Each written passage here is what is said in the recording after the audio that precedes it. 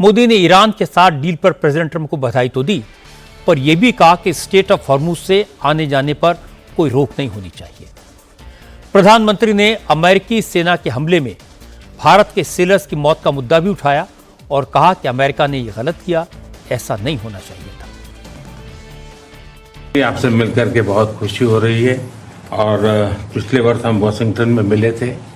उसके बाद हमारे संबंधों में एक नई गति आई है, नई ऊर्जा आई है और कई विषयों में हम बहुत मिल करके आगे चल रहे हैं। और हमारे लिए खुशी की बात है कि हमारी दोनों टीमें भी मिलजुल करके हमने जो टारगेट तय किए उसको पूरा करने के लिए भरपूर प्रयास कर रहे हैं और हम बहुत तेजी से आगे बढ़ रहे हैं।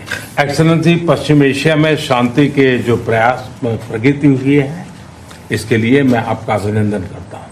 आपके इन प्रयासों के कारण पश्चिम एशिया में शांति की एक नई किरण नजर आ रही है और हम आशा करते हैं कि चिरस्थायी शांति बनेगी।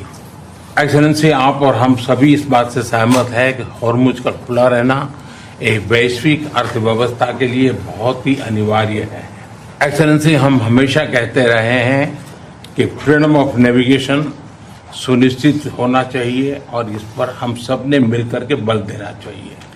एक्सेलेंसी, आप जानते हैं कि मैरीटाइम ट्रेड की दुनिया में भारत के लाखों सीफेरर्स आज दुनिया के अलग अलग समुद्र में अपनी सेवाएं दे रहे हैं, विश्व की प्रगति में बहुत बड़ा योगदान दे रहे हैं और मैं समझता हूं कि उनकी सुरक्षा भी उतना ही महत्वपूर्ण है। एक्सेलेंसी, समझौते के लिए शांति के प्रयासों में आपने भरपूर प्रयास किया है। मुझे पूरा विश्वास है कि समझौते में सीफेरर की सुरक्षा भी सुनिश्चित होगी और उसको प्राथमिकता मिलेगी।